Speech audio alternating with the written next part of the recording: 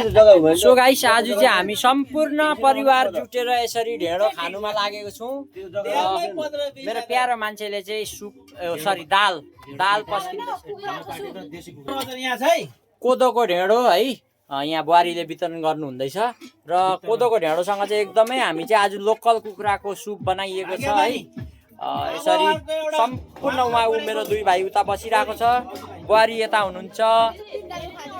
यहाँ बुहारीले चाहिँ पिँडालुको दाल, दिदी यता हेर्नुहोस् न, यहाँ मेरो जेठी सासू हुनुहुन्छ दिदी है, ठुलो दिदी। अब दिदीले पनि खानुहुन्छ एकछिनमा। यहाँ मेरो दाजु भाइहरू चाहिँ बसिसक्नु भएको छ खानुको लागि है।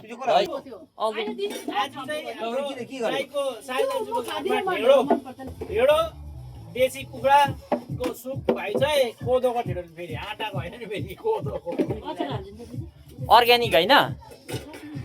दाजुले चम्चीले दिनु भएको टमाटरको अचार सिलौटोमा पिसेको हो, छुर्पीको अचार, यो माङजिङको साग हो। कुखुरा र देशी घरकै हो नि।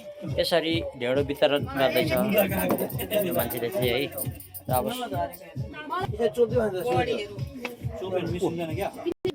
कसरी अरे यसरी चोप्यो यसरी खप्पै खाए। हेर्नुहोस् है, यहाँ हाम्रो भाइले ढेँडो खाएको लु हेर्नुहोस्, चप्पै चोप्यो खप्पै लु।